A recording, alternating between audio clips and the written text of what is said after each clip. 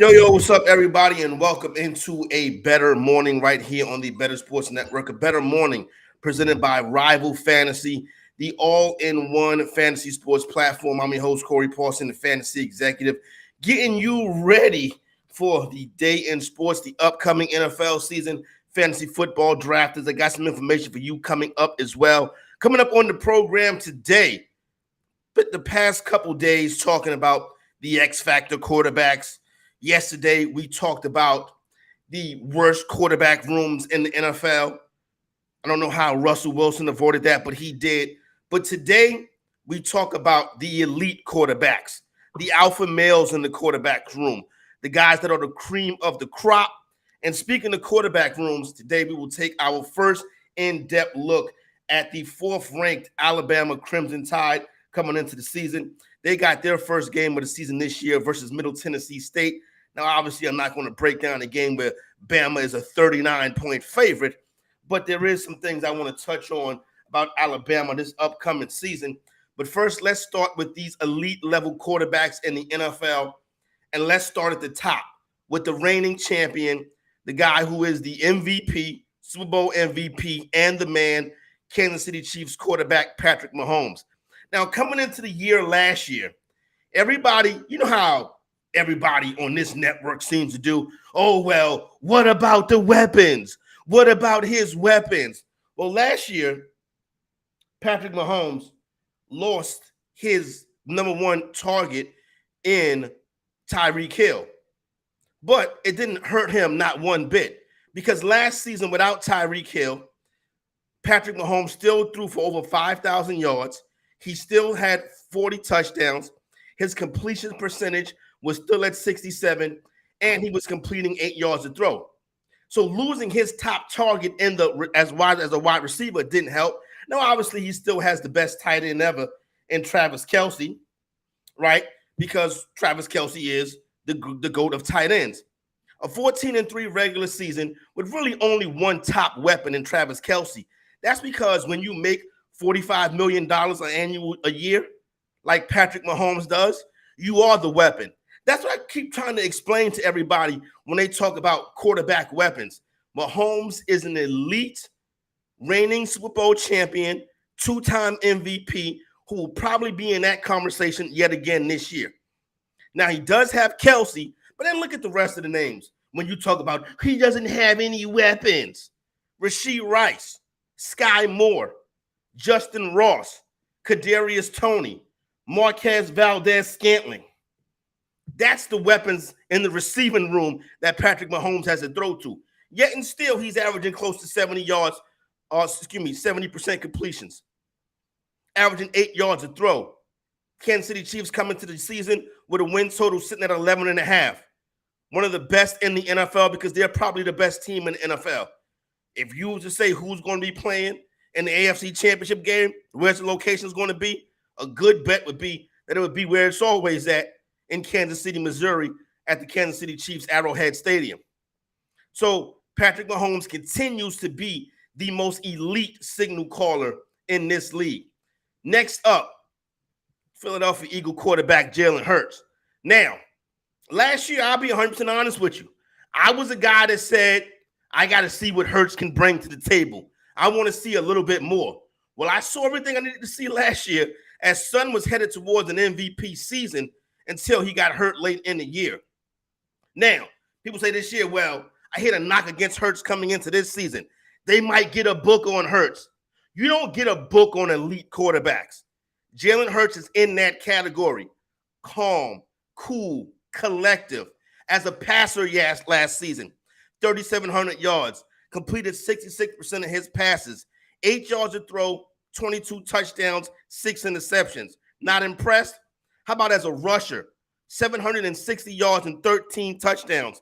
This man combined for a total of 35 total touchdowns last season. Jalen Hurts is an elite quarterback, the best quarterback in the NFC, and probably the second best quarterback in the NFL right now.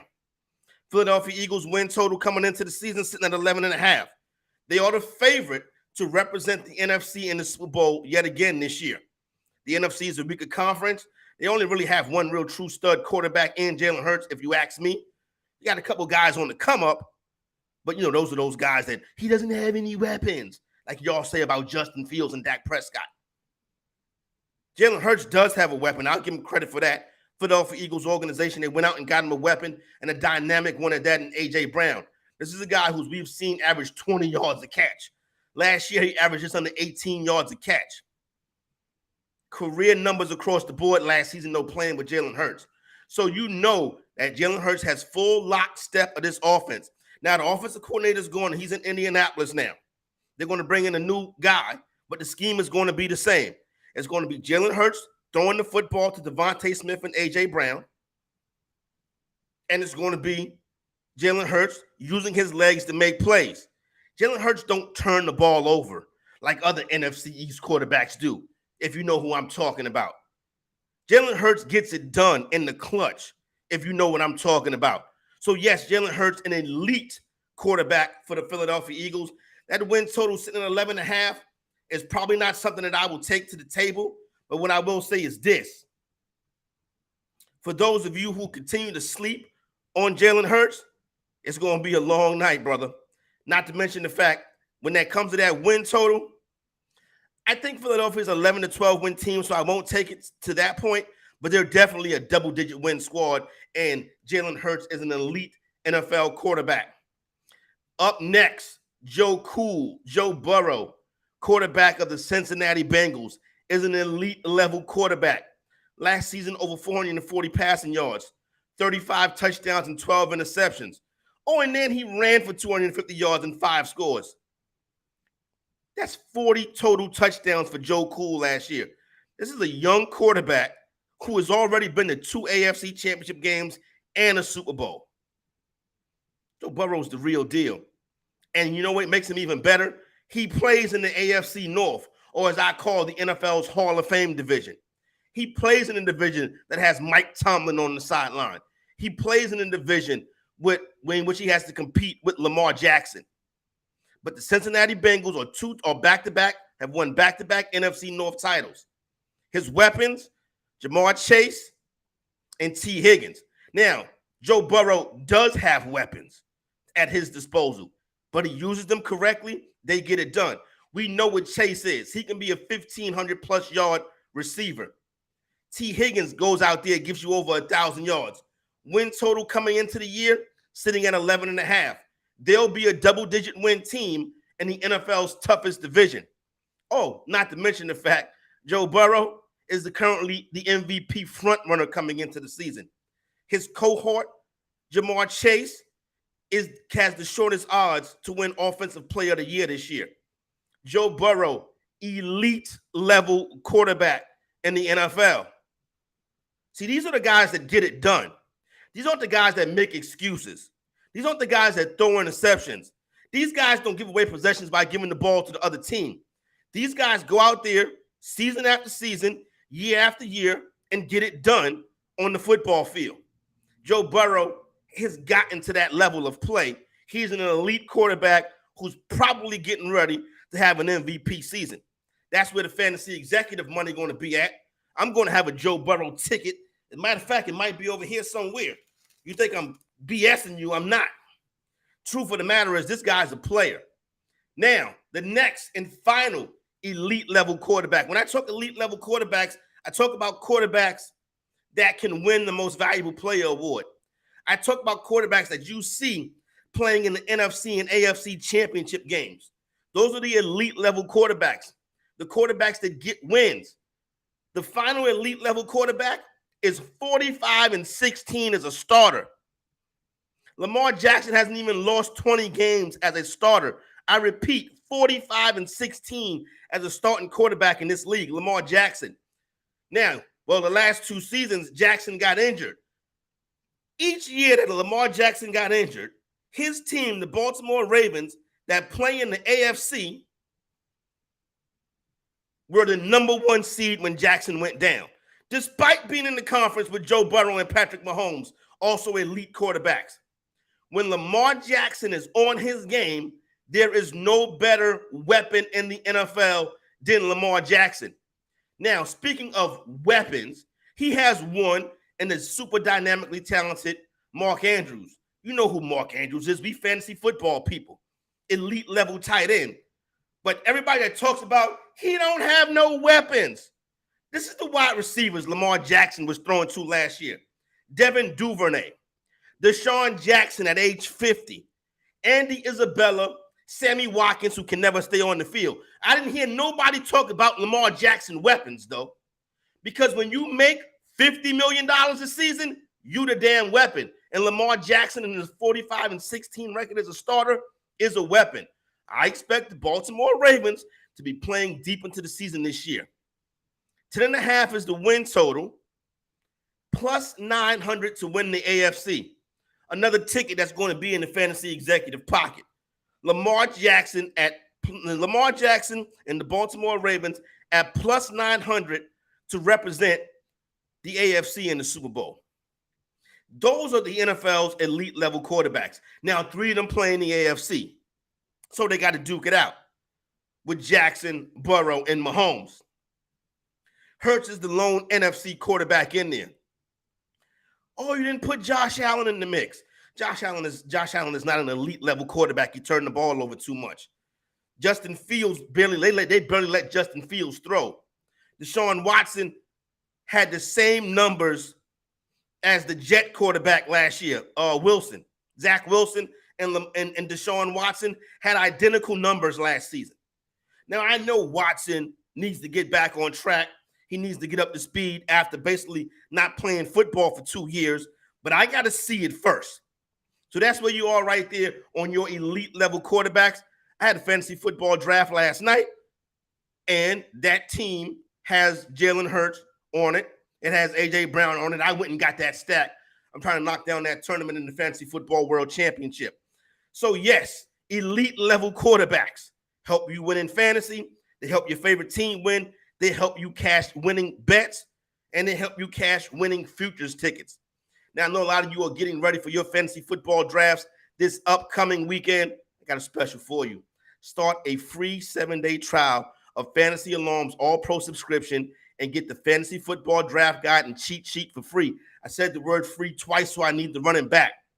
Start a free 7-day trial of Fantasy Alarm's All-Pro subscription and get the fantasy football draft guide and cheat sheet for free. Better Boss said if the Bears win the North, Justin Fields will be live. I think the North is going to the Green Bay Packers this year. Now, I think Justin Fields will show improvement this upcoming year. I truly do. But this is the same thing that you see on the daytime talk shows.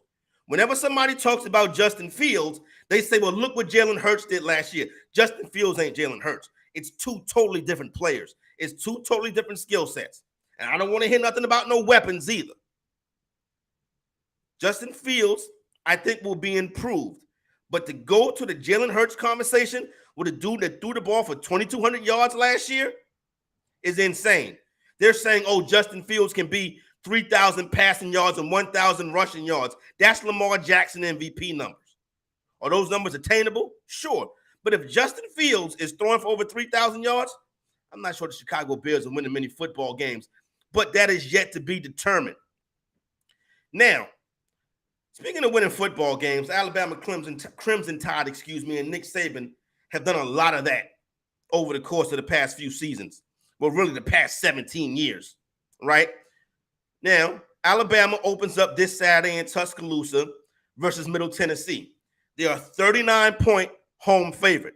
Now, I'm not sitting up here getting ready to handicap a game with a 39-point spread, but I will tell you this.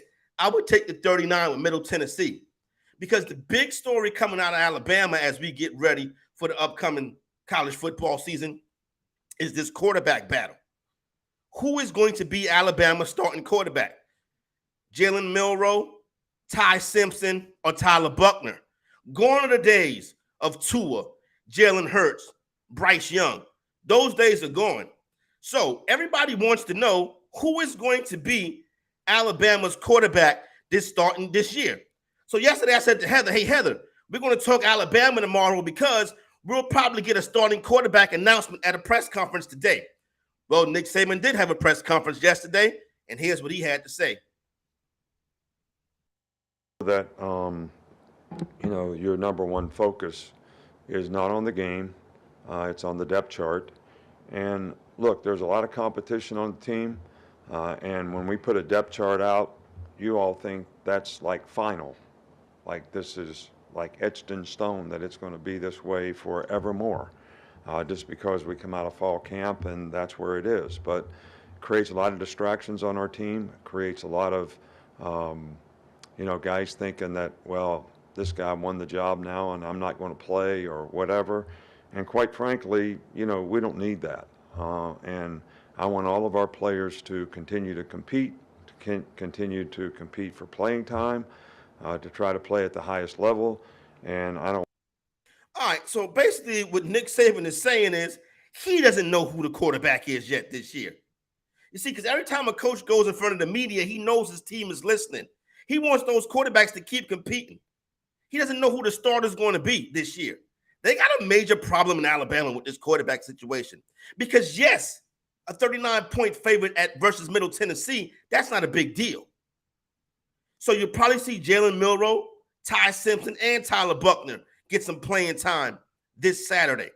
But next Saturday is the problem. Because you see, next Saturday, Big Bad Texas and Quinn Ewers, they come into Tuscaloosa. Bryce Young got him out of trouble last year versus this Texas team.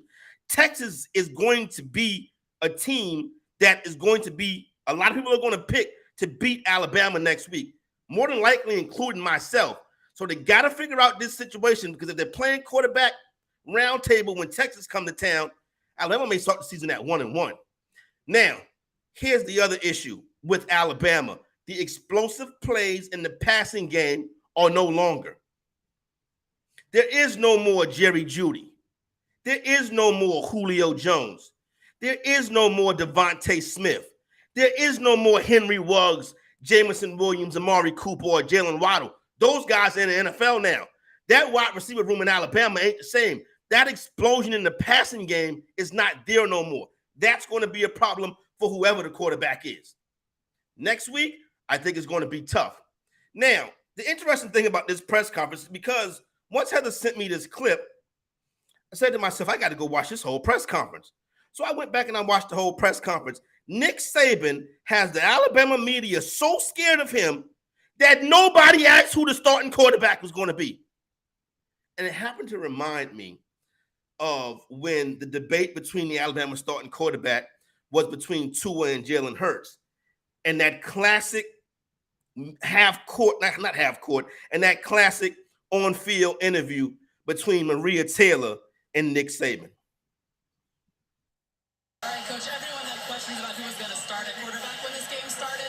What answers did you have about your quarterbacks after watching both of them play tonight? Well, I still like both guys. I think both guys are good players. I think both guys can help our team.